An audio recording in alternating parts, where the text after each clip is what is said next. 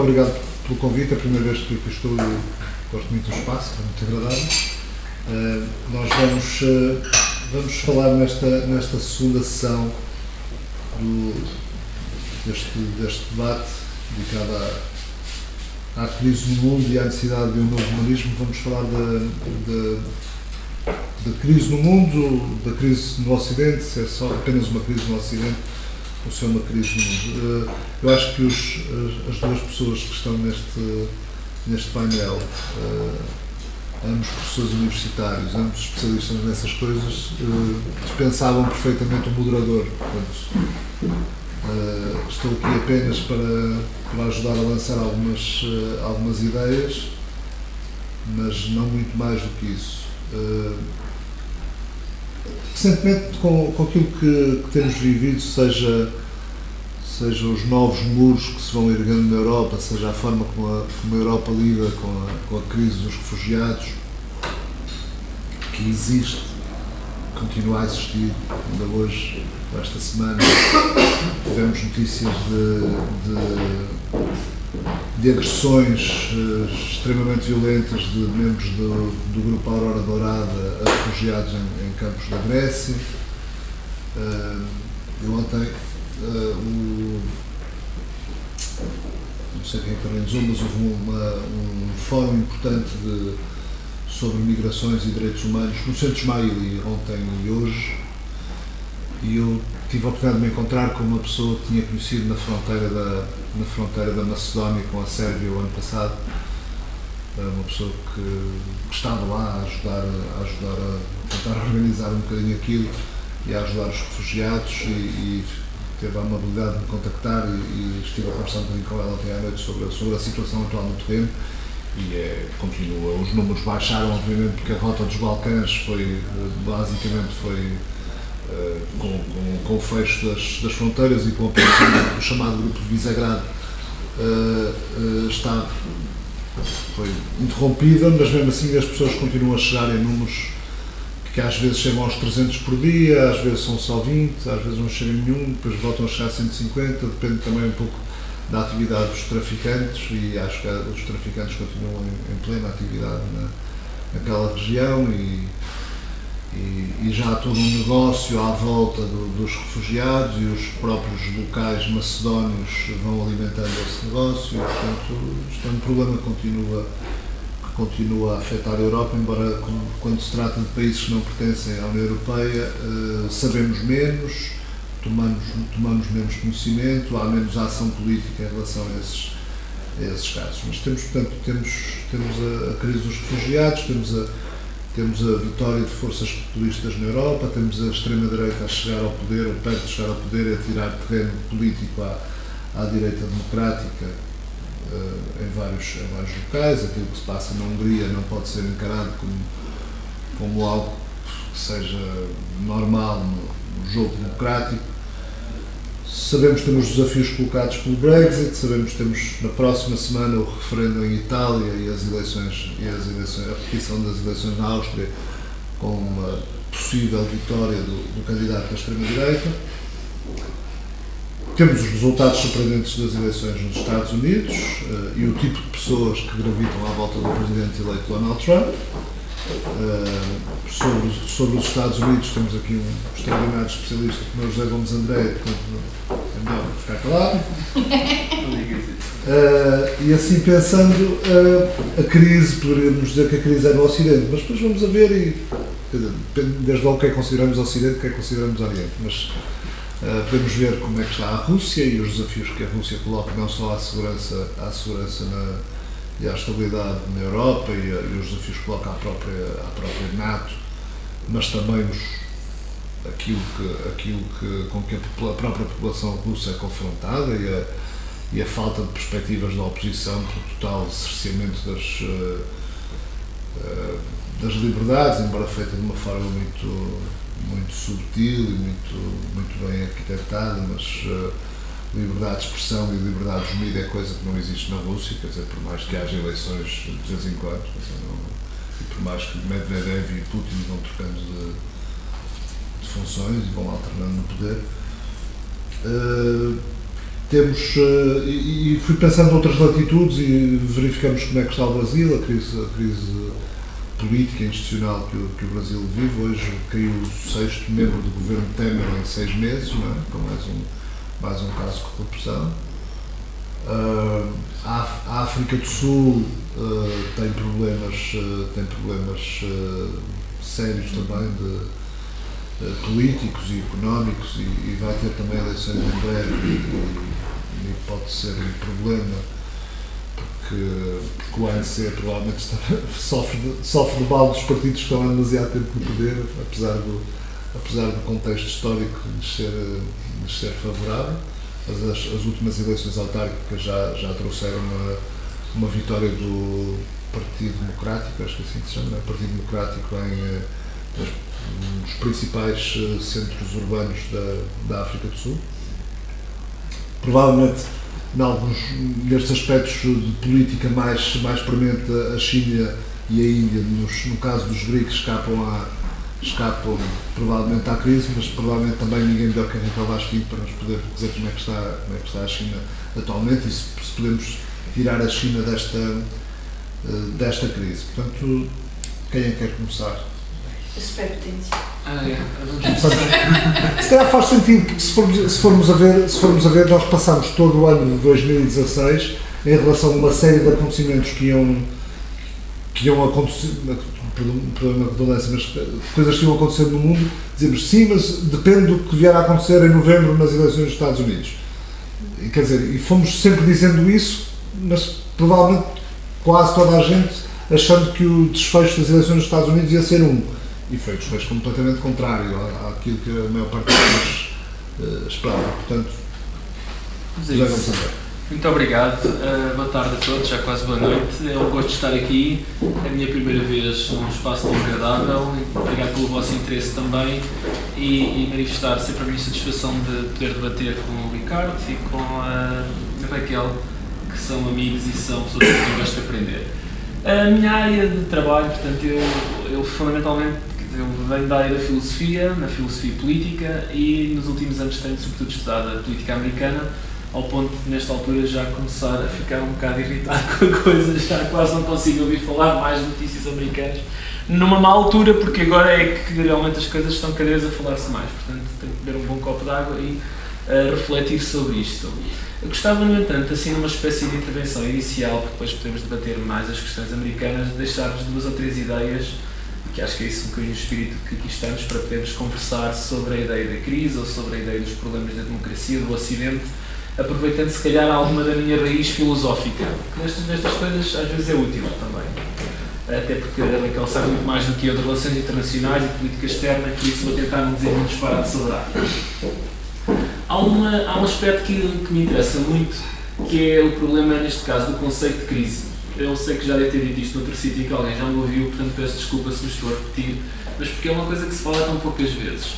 Nós, no nosso vocabulário, a palavra crise apresenta-nos uma espécie de beco sem saída. Não é? Crise é um momento de perda, é um momento de falta de referência, é um momento de alguma consternação, quase pânico.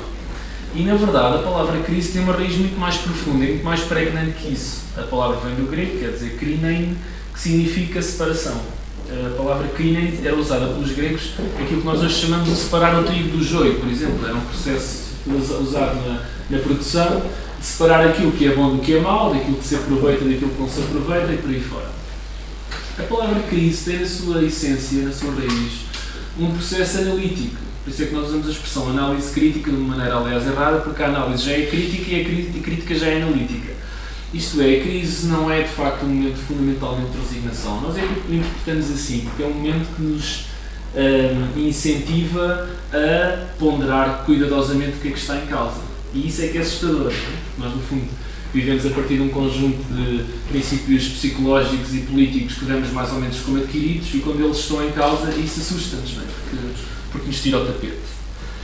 Portanto, quando nós dizemos que o mundo está em crise, ou que se vive uma crise da democracia, ou uma crise do Ocidente, como é muito comum, isso à partida parece deixar-nos despidos, não é? De certa maneira, desamparados, quando na verdade esse é um momento de grande interrogação. E a velocidade de circulação da informação tira espaço à ponderação. Deixa-nos confusos, não é? Deixa-nos confusos exigem-nos respostas rápidas, soluções milagrosas, que obviamente são muito mais simpáticas do que nós dizermos temos que pensar sobre o assunto, isto vai demorar, ou não sabemos a resposta. É uma coisa interessante, por exemplo, quando hoje no discurso político é uma frase quase proibida, não é? Nós não, como se um político disser eu não sei, ou eu tenho que pensar sobre isso, é imediatamente catalogado a alguém que está impreparado ou qualquer coisa do género. Mas muitas vezes é a resposta mais sincera a dar, é dizer não sei, tenho que pensar, há muitos fatores a considerar, há muitas variáveis, etc. E portanto a minha primeira nota, assim a jeito de análise, seria dizer que o mundo está em crise, provavelmente sempre esteve, no sentido de um mundo que tem que se repensar a si próprio, que tem que considerar variáveis sociais e culturais distintas, mas ao mesmo tempo a crise, da mesma maneira que quando se separa o trigo do joio, é um momento de criação. Portanto, a ideia do mundo em crise não é uma ideia de um mundo em colapso, é a ideia de um mundo que se reinventa, que se tenta compreender novamente, e portanto eu vejo isso de facto como um desafio que pode ser positivo, também pode ser negativo, podemos ponderar muito e depois decidimos mal na mesma. A ponderação em si mesma também não é a solução. Mas parece-me que a ideia do mundo em crise não é um momento paralisante, mas pelo contrário um momento potencialmente criativo. E acho que devemos encará-lo nos nossos espaços mínimos, não é? Mas dentro daquilo que podemos fazer. Não é? Ainda antes de entrar na análise americana ou internacional, que depois podemos falar mais à frente, eu gostava de sublinhar que talvez essa crise seja na dimensão política e ideológica particularmente grande à esquerda e à direita por dois motivos.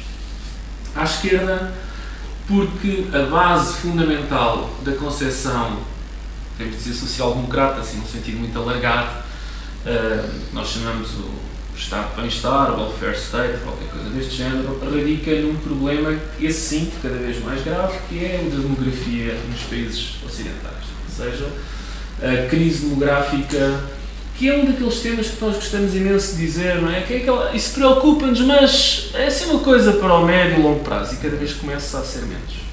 É verdade que a imigração pode resolver será parte desse das alterações climáticas. É sempre uma coisa para o futuro, não é? Mas depois aos poucos vai surgindo aqui e ali até chegar ao momento em que dizemos afinal, olha, já devíamos ter falado disto mais cedo. E portanto, quando boa parte do pensamento social-democrata e da resposta típica dos partidos de esquerda a problemas políticos e económicos radica na ideia da manutenção do bem-estar social, do estado de bem-estar, ou do welfare state, depende da resposta fundamental a este problema, que é, uma vez que a demografia é cada vez mais um adversário do nosso próprio, desse mesmo plano, como é que se vai resolver esse problema? É uma das coisas que eu confesso-vos mais me surpreende, é a ausência de debate a um nível alargado em Portugal, mas na Europa, sobre a segurança social. É um daqueles temas, é impressionante como ele está debaixo, está escondido. Não é? Parece, esse sim é como se essa crise, nesse caso, nos paralisasse. Não é? É sempre um tema muito importante, mas que vamos deixar para mais tarde. É raríssimo ouvirmos um debate nacional sobre a segurança social. E, portanto, parece-me que, quando à esquerda ouvimos que a resposta à crise internacional, etc., radica numa manutenção desse estado de bem-estar, acho que vale a pena fazer a pergunta, e quando as condições base desse estado de bem-estar já não forem possíveis de manter, qual é que será a solução? E acho que vale a pena refletir sobre isto.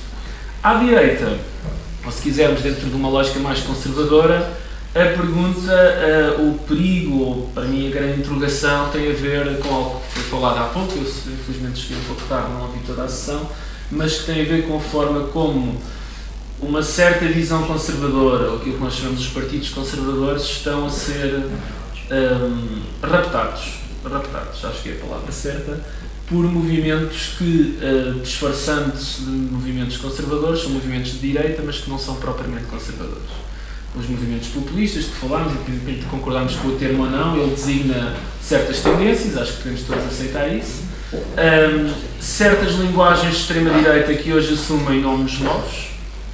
Devo dizer que assisto com alguma perplexidade a um movimento que surgiu nos Estados Unidos que se chama Alt-Right, Alternative Right, que é uma excelente ideia, que são as mesmas ideias, mas com a nova roupa. Uma pessoa parece nova, defendem basicamente todos os princípios de um autoritarismo fascista, e acho que neste caso, eu não gosto muito de usar aquelas palavras, que é aquela coisa fascista, e pronto, fica lá assim. Mas realmente aquele é um movimento fascista, não tem assim, não há muitas maneiras de descrever de outra forma, e aquele sim é um movimento autoritário, de tipo fascista ou neonazi, que encontrou, portanto, a expressão alternativa de direita para parecer institucional, não é? Para parecer bastante mais aceitável. E penso que esse é um desafio importante para a direita, isto é, para a direita conservadora tradicional, que está cada vez, a meu ver, mais maniatada por esse tipo de grupos, tendo enorme dificuldade em resistir a essa tomada, esse rapto, e a encontrar um discurso próprio no mundo político.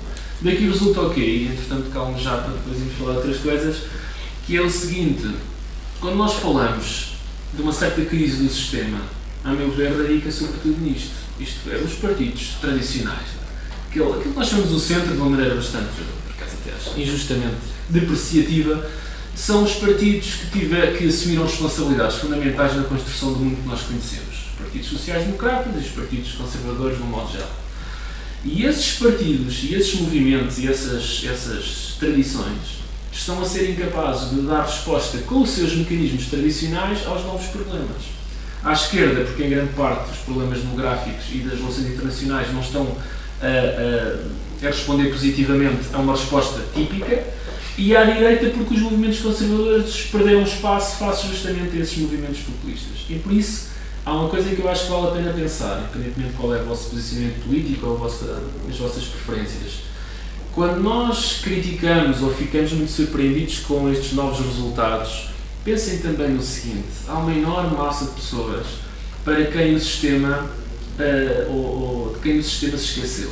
O sistema tem responsabilidades, não tanto por ter sido tomado por estes grupos, mas pela sua enorme incapacidade de dar resposta aos problemas fundamentais destas pessoas. São pessoas que se sentem pouco representadas, para quem uma certa normalidade política para eles tem representado perda de capacidade económica, perda de oportunidades de emprego, perda de...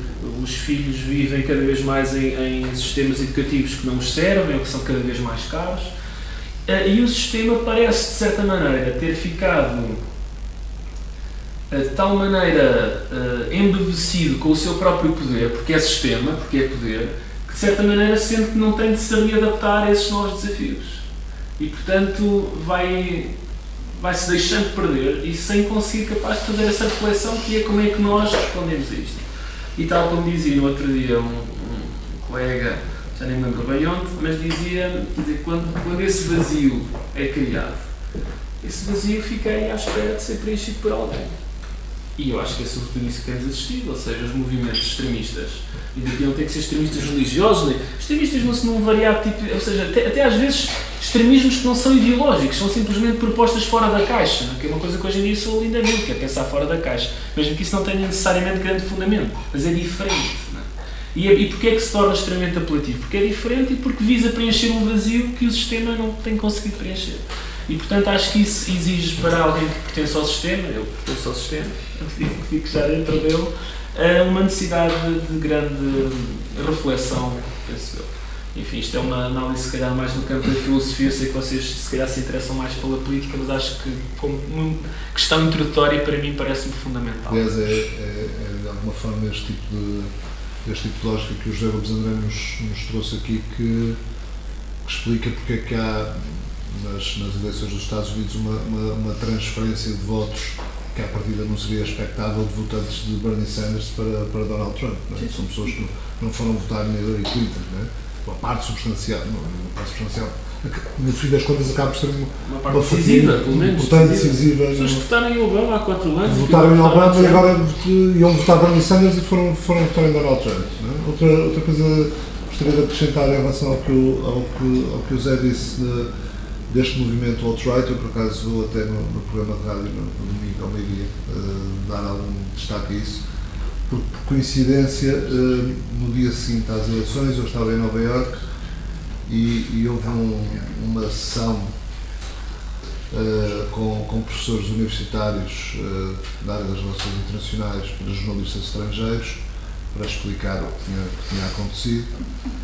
Já estava previsto, mas aquilo estava mesmo com um ar de tragédia, não é? e um dos professores tinha estado precisamente,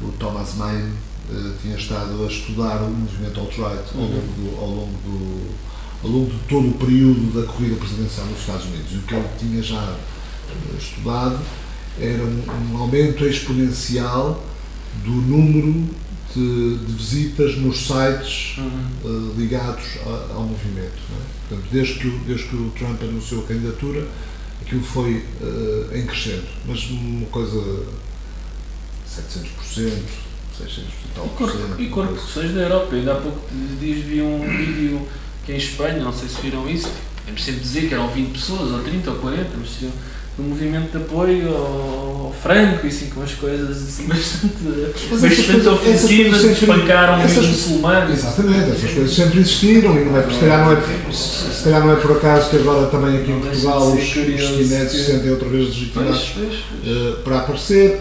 A revista Atlantic divulgou esta semana o vídeo do tal encontro em Washington do alt-right, em que o seu alegado líder, o Richard Spencer, fez um discurso basicamente supremacista branco, não pode ser chamado de outra forma, e com I'll Trump, e a designar a imprensa pela mesma designação que tinha nos tempos na Alemanha nazi, quer dizer, portanto, não há, ali ninguém esconde ao que vem, não é?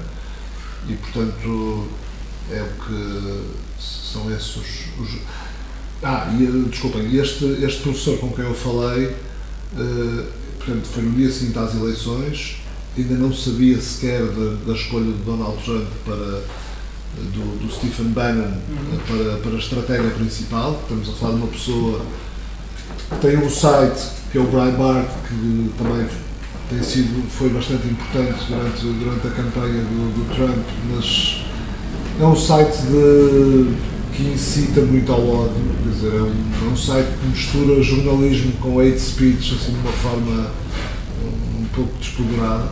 Terá sido ele que na véspera ou no dia do último debate teve a ideia de pôr as senhoras que tinham tido os casos com o Bill Clinton dentro da sala, os alegados casos, na sala para aquele debate com a Hillary. E, portanto, é o que temos nos Estados Unidos. No meio disto tudo, ele diz que vai mudar muitas relações com a China, e, portanto, para nos falar deste momento crucial, não só para a China, como também para o mundo, a Raquel Aspen. Obrigada. Antes de mais, queria agradecer imenso ao Ricardo Alexandre ter aceitado o convite para estar aqui connosco. O Ricardo, para além de ser um excelente jornalista e ter um programa que passa no domingo com o embaixador Cotileiro, é de todas as pessoas que eu conheço o melhor especialista sobre os Balcãs. Eu sempre que tenho dúvidas pergunto ao Ricardo Alexandre, e eu sempre que tenho dúvidas sobre o sistema eleitoral norte-americano eu recorro ao José Carlos André. E, portanto, estou aqui muito bem acompanhada e agradeço muito aos dois terem vindo. É a primeira vez, espero eu, a primeira de muitas que vem aqui ao Instituto Amado Costa. Ora bem, China, Estados Unidos. Nós europeus temos estado nestes últimos dias, nestas últimas semanas, muito centrados a discutir o que é que podemos esperar desta administração de Trump, mas sem dúvida que a grande relação, aquela que vai ter e tem um impacto sistémico a nível internacional, é a relação entre os Estados Unidos e a China. E se é certo que a vantagem de estudar a China é que esta coisa toda de eleições e grupos eleitorais ou divisões eleitorais, como diria o Gonçalo, não interessa para nada, ou seja, estamos a falar de uma ditadura e aquela que é claramente de todos os países no mundo a ditadura mais sofisticada, a ditadura que tem uma elite, a ditadura que tem uma história, uma ditadura que tem uma narrativa que transcende a ideologia e fala de forma extraordinária, que é a China. Ora, todo o discurso e tudo aquilo que é possível nós percebermos em relação a Trump, e aliás é um bocadinho característica das eleições norte-americanas, a China nas últimas eleições leva sempre, entre aspas, pancada, faz parte, é normal, o que depois também ajuda a perceber porque é que geralmente o primeiro ano de uma administração, de uma nova administração, é um ano, uma espécie de reparação de danos. Ao mesmo tempo, eu acho que para além de todas as questões associadas com isto da crise a que nós falávamos, fosse da crise nos Estados Unidos, fosse da crise a nível do tal mundo ocidental, que eu também tenho certas dificuldades em definir, eu acho que quando olhamos para o lado da China, nós também encontramos esta questão da crise. E eu gostava de trazer ao debate alguns aspectos importantes em relação ao que se passa e ao que se vive hoje em dia na China e que eu acho que também vão condicionar muito esta próxima administração. Desde logo, nós temos no poder Xi Jinping, a famosa quinta geração, e esta é uma geração que se tem pautado pelo crescente centralismo na figura do presidente.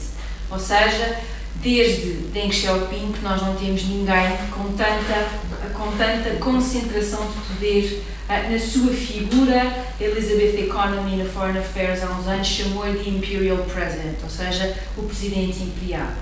E isso tem muito a ver também com o facto de que o próximo presidente norte-americano vai lidar com o início do segundo mandato de Xi Jinping. Os presidentes chineses também só fazem 2 mandatos, e isso é uma herança que nós temos que agradecer a Deng Xiaoping. O objetivo é justamente evitar que houvesse um outro Mao Zedong que virasse a China do avesso, e virar a segunda economia do mundo do avesso tem de facto consequências sistémicas. Mas mandato de 7, não é? Mandatos de 5 mais 5, é uma década.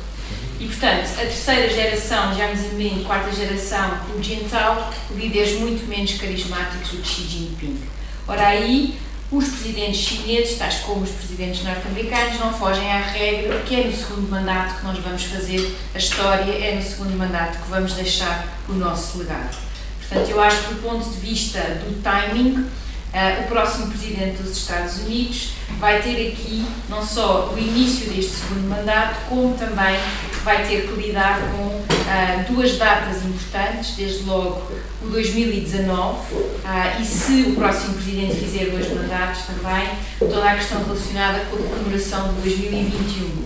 2019 são os 100 anos do movimento do 4 de maio de 1919, que é considerado por todos os chineses, sejam dissidentes, políticos, comunistas ou nacionalistas, como a fundação do que é o nacionalismo chinês moderno. São as manifestações dos chineses perante a tremenda injustiça no Tratado de Versalhes de não devolverem a província de Shandong aos chineses e atribuírem-nos aos japoneses, portanto a injúria foi dupla. E 2021 são os 100 anos da fundação do Partido Comunista da China na então cidade internacional de Xangai, justamente no quarteirão francês. E portanto, nós vamos ter isso. Vocês acham que 2008 foi um ano em que a liderança chinesa mostrou ao mundo o que é que são comemorações? Esperem por 2019 e esperem por 2021. Tirando esse lado do nacionalismo, eu acho que um dos aspectos mais interessantes deste presidente Xi Jinping é justamente a tónica no nacionalismo chinês, esta ideia do renascimento do sonho chinês. Portanto, há aqui uma tónica clara. Ao mesmo tempo que tudo isto acontece, nós temos sinais claríssimos de uma crise de questões que têm uma importância muito grande.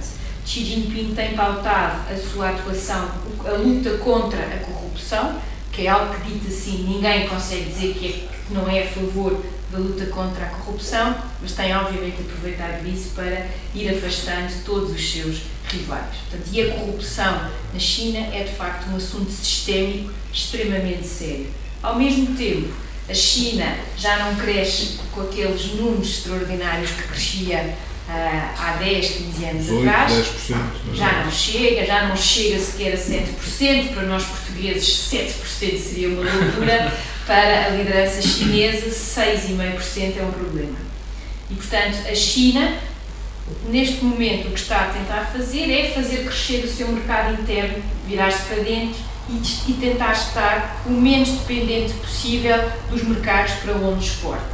E aqui entra claramente a questão, uma das propostas de Donald Trump é justamente o maior proteccionismo e o aumento das tarifas e, portanto, o aumento de tornar essas importações mais caras. E aqui podemos ter um aspecto importante, que é, ao longo desta relação complexa entre os Estados Unidos e a China, e tradicionalmente os presidentes da República, a China tem melhores resultados com presidentes republicanos do que com presidentes democratas. Os chineses, a liderança chinesa nunca esquece que foi Nixon que fez esta abertura e que chegou à China. O que é facto é que, ao contrário de outras rivalidades anteriores, a rivalidade entre os Estados Unidos e a União Soviética durante a Guerra Fria era uma rivalidade que, do ponto de vista económico, não implicava qualquer interdependência. Ora, se há aspecto que caracteriza esta relação entre a China e os Estados Unidos, é uma profunda interdependência económica e financeira. Sem dúvida, os Estados Unidos são um grande mercado de exportação para os produtos chineses, ao mesmo tempo a China tem imensos títulos de dívida norte-americana. E, portanto, esta é mais uma das questões onde, se de facto Trump levar aquilo que diz avante, nós todos os dias temos sérias dúvidas sobre uma série de aspectos, eu acho que aqui podemos ter de facto consequências sistémicas, porque para a liderança chinesa a sua credibilidade, a sua justificação do monopólio do poder político já não é de toda questão ideológica. A China já não é, do ponto de vista económico, comunista nem nada que se pareça, mas vem sobretudo desta sua capacidade de gerir este crescimento, de transformá-lo em desenvolvimento económico e da sua redistribuição. Qualquer abalo nestas questões faz com que para a China isto seja um problema sério. Ao mesmo tempo, há imensos aspectos dentro da própria China que nós não temos bem noção da escala, mas sabemos que ela é grande. A questão da dívida das províncias, que toda a gente fala em números astronómicos, uma especulação imobiliária tremenda, ao mesmo tempo que o Zé há bocado destacava a questão da demografia. A China hoje em dia sofre ou tem o pior dos dois mundos devido às consequências demográficas da sua política de um só filho. Ou seja, e até pode parecer um paradoxo, a China é o país mais populoso do mundo, começa a ter sérios problemas a nível de ter pessoas para trabalhar nas fábricas, porque hoje em dia tem uma população cada vez mais envelhecida e ao mesmo tempo não tem ainda o tal nível do welfare state do ponto de vista de uma rede. Portanto, na China neste momento vocês têm uma crise demográfica que não vai ser nada fácil de alterar, com uma crise social extremamente complicada, uma assimetria muito grande. Com potencial de provocar mudanças políticas profundas? Não sei se terá esse potencial, mas terá certamente o potencial para algo que nós falávamos há bocado, que é de um nacionalismo, de uma espécie de encontrar um inimigo externo que seja, como eu acho que Putin faz isso lindamente na questão da Crimeia e da Ucrânia, encontrar um inimigo externo, algo que possa de facto congregar os esforços da nação chinesa, não fazendo pensar em todas estas questões internas que não são obviamente de nada de fácil resolução. Portanto, eu acho que a questão da crise, que até pegando um bocado aquilo que o Zé falou, o caractere crise em chinês não tem necessariamente o significado negativo. Tem aliás até justamente o significado de pode ser uma oportunidade de separar o trigo do joio e avançar, não é? E portanto eu acho que não é só para os Estados Unidos, não é só para as lideranças europeias, a China neste momento, e isso vê-se por exemplo nos últimos 3-4 anos, o nível de repressão política tem aumentado de uma forma brutal. As ONGs, os dissidentes, as famílias dos dissidentes, o que nos revela que há de facto um mal-estar tremendo. Eu acho que temos sempre que pensar, por exemplo, num dado, a China gasta mais com o seu orçamento de polícia de questão interna do que gasta no seu orçamento de defesa. E isso diz-nos logo tudo sobre qual é a prioridade do regime do ponto de vista de que é da sua manutenção no poder político. Portanto, eu acho que, para além de toda a incerteza que uma administração de Trump vai criar neste seu primeiro ano, nós temos também que juntar todas estas preocupações internas da liderança de Xi Jinping e, portanto, eu acho que entre esta relação, que é uma relação crucial para a sociedade internacional, nós temos que ver ainda mais estas dores de cabeça. Portanto, eu não estou nada otimista, não só porque eu acho que vamos ter imensa incerteza, mas também porque do lado da China há de facto questões internas cada vez mais preocupantes e com uma escala que nos é possível perceber e que vão ditar, essas sim, a forma como Xi Jinping conduz a sua política externa. Mas são de alguma forma já perceptíveis alguns sinais de preocupação na liderança chinesa face àquilo que foi sendo conhecido do programa de Donald Trump?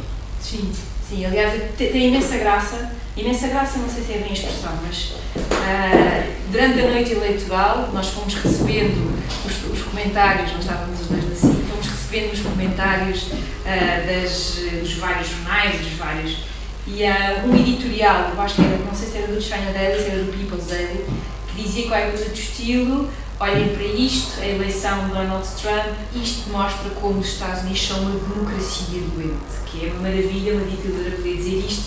Eu acho que é de facto, tem aqui um sentido, que é no fundo dizer, é esta a democracia que vocês querem, é isto que vocês querem, ter uma pessoa desta qualidade eleita, não é?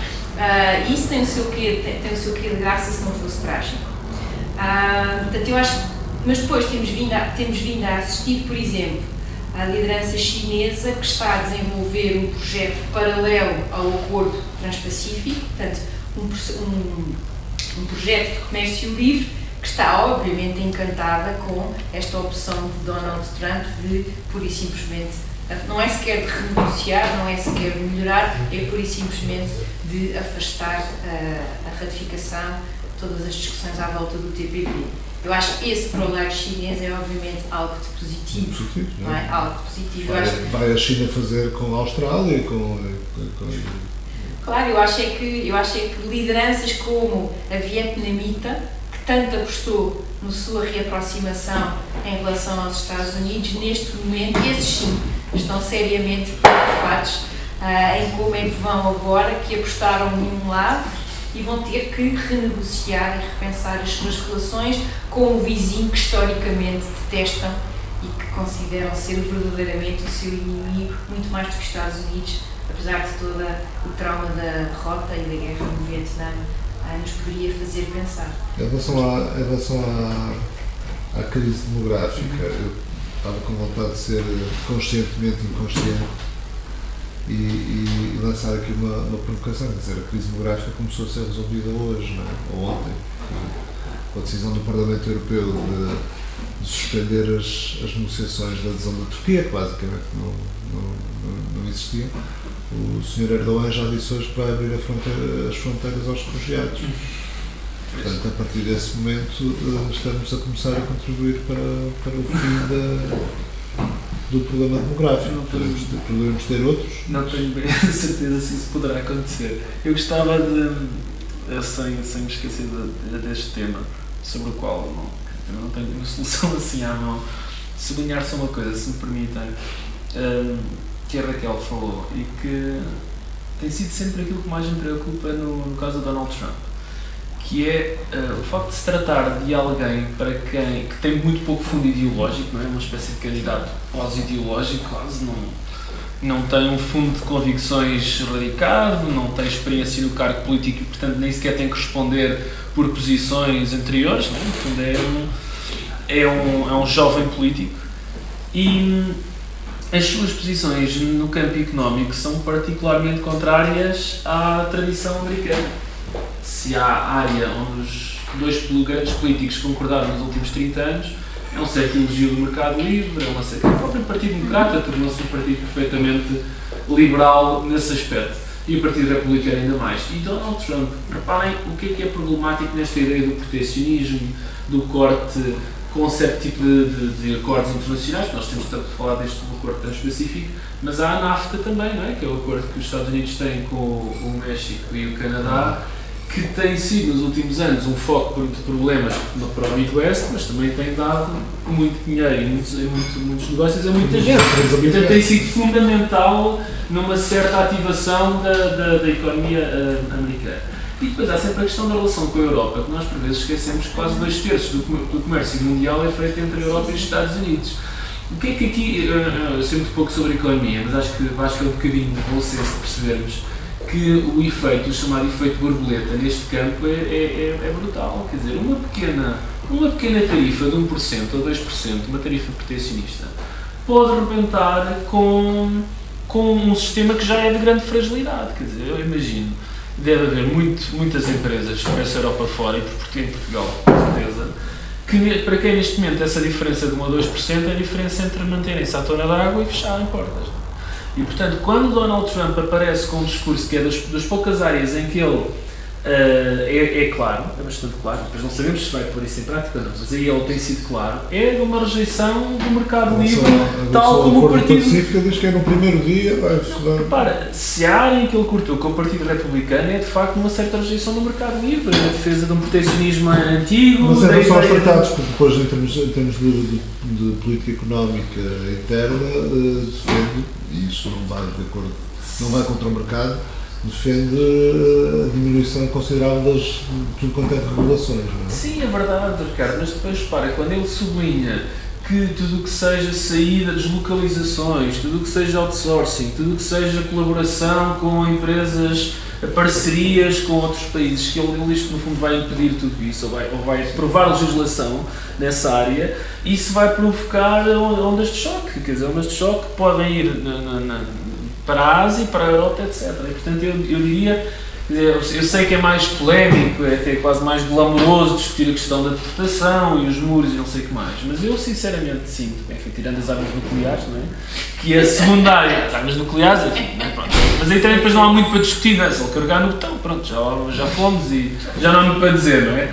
É salve-se quem te vê e procurem uma gruta. Isso é procurar grutas e pronto. Agora, a área onde ele, objetivamente, e falando de coisas que eu acho que são muito preocupantes, onde ele pode provocar mais danos, sinceramente, é na política económica, na política comercial até. Não é só política económica, até porque o Presidente na economia americana também mexe pouco. O Congresso é que puxa os cordelinhos todos. Mas na política comercial, é uma certa visão que nós temos do mundo, que é dos Estados Unidos que patrocinam, inclusivamente, a criação de acordos cada vez mais crescentes com pequenos e médios países, pode estar em causa e é muito fácil da parte do Presidente promover esse fechamento numa ideia nacionalista, proteccionista, sem perceber que isso vai arruinar os próprios Estados Unidos, diga-se de passagem, mas sobretudo vai levar atrás dos Estados Unidos uma série de países. E atenção, a recuperação de um problema desse género é dramático, não é? Porque isso não se inverte de um momento para o outro. Portanto, isto não é simplesmente dizer, vão ser 4 anos de proteccionismo e depois daqui a 4 anos retomamos o mundo tradicional, porque esse mundo tradicional vai estar completamente desfeito, como aliás nós vemos que a crise de 2008 em grande parte não tem tido resposta por causa disso, porque os danos estão feitos e agora não é simplesmente apanhar os cacos porque já são necessárias respostas novas. Portanto, eu diria que quando se fala do Donald Trump é uma área, lá está, se calhar pouco glamourosa, mas onde eu estou mais preocupado, estou sinceramente preocupado com essa matéria.